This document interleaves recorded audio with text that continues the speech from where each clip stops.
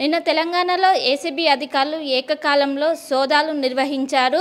ప్రధానంగా కాళేశ్వరం ప్రాజెక్టులో ఎగ్జిక్యూటివ్ ఇంజనీరింగ్గా పనిచేసినటువంటి నూనె శ్రీధర్పై అనేక ఆరోపణలు ఉన్నాయి.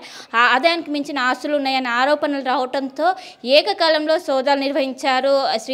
శ్రీధర్ ఇంటితో పాటు బంధువులు సన్నిహితుల ఇంట్లో కూడా సోదాలు నిర్వహించారు. సోదాలు నిర్వహించిన అనంతరం అటు ఏసీబీ అధికారులు ఒక్కసారిగా షాక్కు గురయ్యారు.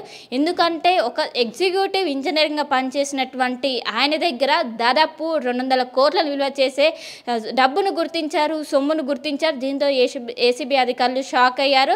ఇంకోవైపు ప్రస్తుతం నూనె శ్రీధర్ని అరెస్ట్ చేసి ఇటు చెంచలగూడ జైలుకి తరలించారు. గతంలో కాళేశ్వరం ప్రాజెక్ట్ అనేది తెలంగాణ ప్రభుత్వం ఎంతో ప్రతిష్టాత్మకంగా తీసుకొని దాన్ని పూర్తి చేసింది. అందులో బాహుబలి మోటార్స్ అనేవి చాలా ప్రత్యేకం.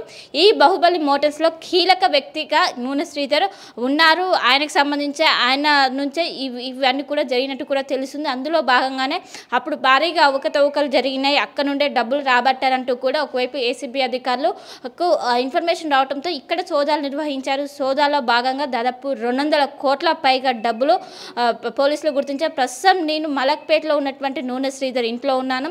ఇక్కడ పోలీసులు నిన్న దాడులు నిర్వహించారు. ఇక్కడే ఆదాయానికి మించిన ఆస్తులు గుర్తించారు. దాదాపు 200 కోట్లను విలువ చేసే డబ్బును స్వాధీనం చేసుకున్నారు. ప్రస్తుతం ఆయన కుటుంబ సభ్యులను కూడా అదుపులోకి తీసుకొని వివరిస్తున్నారు. ఎందుకంటే అంత డబ్బులు ఏ విధంగా వచ్చాయి, ఎగ్జిక్యూటివ్ ఇంజనీరింగ్ పనిచేసే ఎలా వచ్చాయంటూ కూడా చూస్తున్నారు.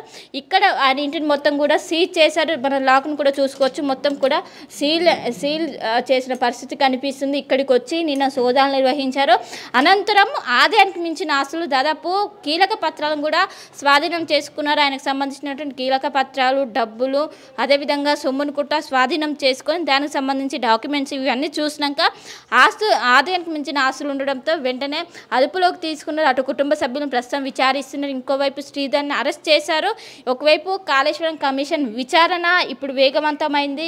ఇంకోవైపు ఎట్ ది సేమ్ టైము నూనె శ్రీధర్ అరెస్ట్ అవడంతో ఒక్కసారిగా మొత్తం కూడా ఒక చర్చనీయాంశంగా మారింది.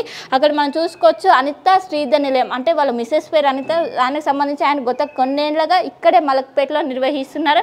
ఇక్కడే తన కుటుంబ సభ్యులతో కలిసి ఇక్కడే జీవిస్తున్నట్లు కూడా తెలుస్తుంది.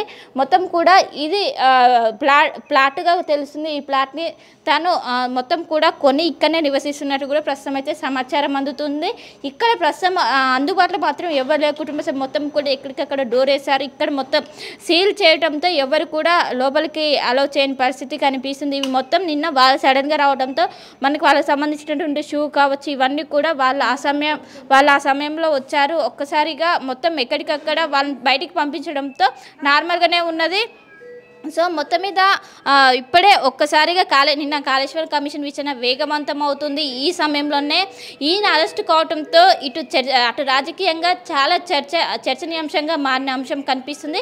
సో మొత్తం మీద ప్రస్తుతం అయితే చెంచలగూడ పోలీసులు రిమాండ్లో కూడా పెట్టే అవకాశం ఉన్నట్లు కూడా తెలుస్తుంది. దీనికి సంబంధించి నిన్న అర్ధరాత్రి ఆయన అరెస్ట్ చేశారు. నూనె శ్రీధర్ని అరెస్ట్ చేసి ప్రస్తుతం అయితే చెంచలగూడ జైల్లో ఉన్న 14 days రిమాండ్ కూడా విధించే అవకాశం ఉంది.